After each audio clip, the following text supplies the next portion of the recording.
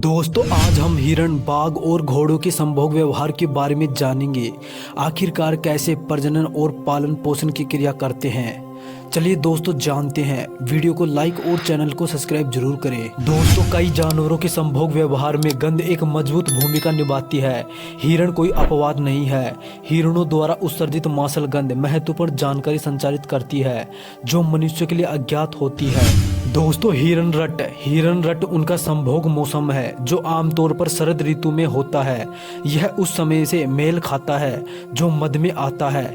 यदि आप हिरणों की भारी आबादी वाले क्षेत्रों में रहते हैं तो यह उस समय के अनुरूप है जब आप उन्हें सड़कों पर कहर मचाते हुए पाएंगे, क्योंकि संभोग की इच्छा उन्हें यातायात के बारे में और भी कम जागरूक बना देती है। भक्ष रट के दौरान शिकार की तलाश में आगे बढ़ रहे इस अवधि के दौरान वे चरना भी शुरू कर सकते हैं। भक्ष एक दूसरे से लड़ भी सकते हैं, लेकिन इन लड़ाइयों से शायद ही कभी चोटें लगती है। हिरण संभोग वास्तविक संभोग से पहले कई दिनों तक कठिन रूप से प्राप्त करना खेलता है। हिरण एक हिरणी का पीछा करता है और वह अंततः उसे पकड़ने की अनुमति देती है। कुछ दिनों की अवधि में कई बार मैथुन करने के बाद हिरण मादा के साथ कुछ और दिनों तक रहता है, जब तक कि वह मध्य से बाहर न आ जाए। यदि हिरणी उस चक्कर के दौरान गर्भवती नहीं होती है तो वह 3 से 4 सप्ताह के भीतर दूसरे मध्य चक्कर में चली जाती है। हिरण संचार के लिए गंध पर बहुत अधिक निर्भर करते हैं। विशेषकर संभोग के मौसम के दौरान हिरणों में भी विभिन्न ग्रंथियां होती हैं जो गंध उत्सर्जित करती हैं। जब हिरण पेड़ों पर अपना सिर और सींग रगड़ते हैं तो वे अपने गंध जमा कर लेते हैं। कुछ ग्रंथि स्त्राव के मूत्र के साथ मिश्रित होती है जो हिरण को अपने आसपास के अन्य हिरणों के लिंग और प्रजनन स्थिति के बारे में जानकारी देते हैं। हिरण भी खुरचते हैं, जिसमें जमीन में किसी भी खाली जगह पर पंजा मारना और फिर उस पर पेशाब करना शामिल है।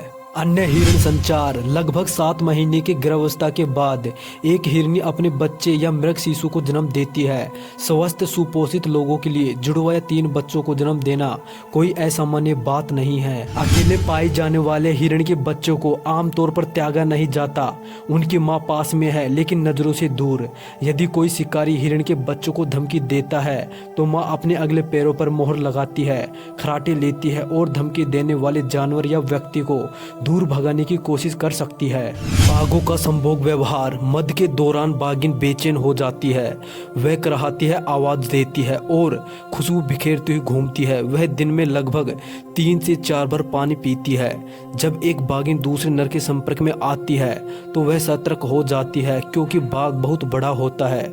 आमतौर पर जब बाघिन करीब आती है तो बाघ म्याऊ की आवाज निकालता है जो संभोग में उसकी रुचि को दर्शाता है। आपसी विश्वास विकसित करने में उन्हें कुछ घंटों से लेकर 1 दिन का समय लग सकता है।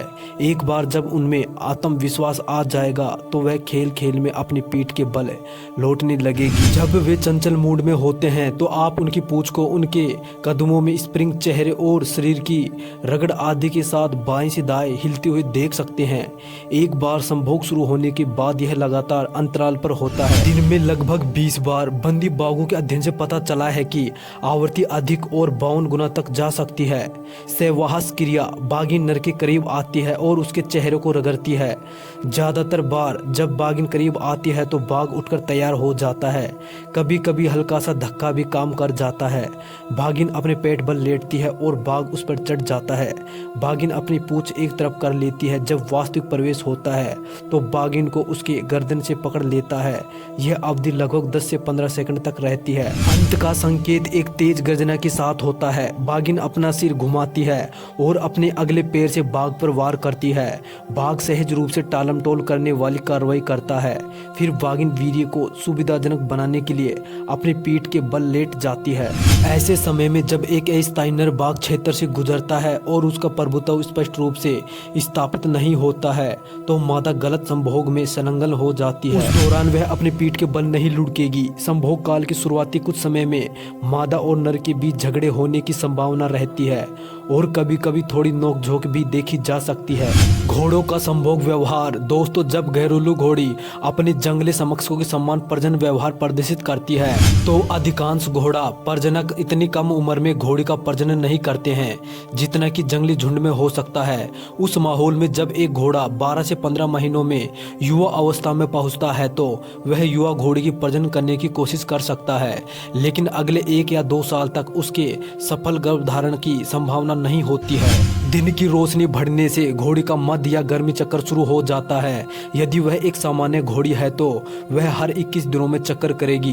प्रत्येक मध्य लगभग 6 दिनों तक चलेगा। यह पूरे वसंत और गर्मियों में तब तक जारी रहता है जब तक वह गर्भवती नहीं हो जाती, और कुछ घोड़ियां साल भर चक्कर करती है। घोड़ी को लगभग 3 दिनों तक तीव्र मद होता है जब वह घोड़े के प्रति सबसे अधिक घृणशील होती है। इस समय के दौरान उसके आसपास कोई भी घोड़ा और कई बार जिलेटिन अपने ऊपरी होठ को मुस्कान में मोड़ लेगा, जिसे फ्लेमेन प्रतिक्रिया के रूप में जाना जाता है। प्रमुख घोड़ा उसे सूंघकर, थपथपाकर और काटकर उसके साथ प्रेमालाप करेगा। फिर वह उसके ऊपर उठाने से पहले उसकी प्रजनन स्थिति की तैयारी की जांच करने के लिए प्रेरित करेगा। झुंड में घोड़ी और घोड़ा आमतौर पर एक दूसरे के करीब रहते हैं। घोड़ी का मद समाप्त होने तक समय समय पर संभोग दोहराते हैं।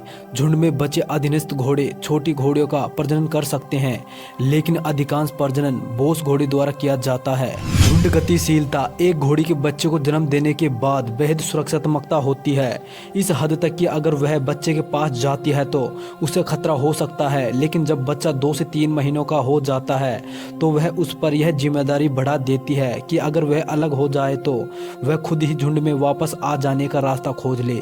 जैसे ही ऐसा होता है, घोड़ा कमान संभाल लेता है, भटके हुए बच्चों को समूह में वापस ले आता है अगर वे भटक जाते हैं, और युवा नरों को लड़ाई करना सिखाता है। हालांकि यौन परिपक्व के कारण युवा नर को झुंड छोड़ना पड़ता है ताकि वे प्रभुत्व के लिए अपने पिता को चुनौती न दे।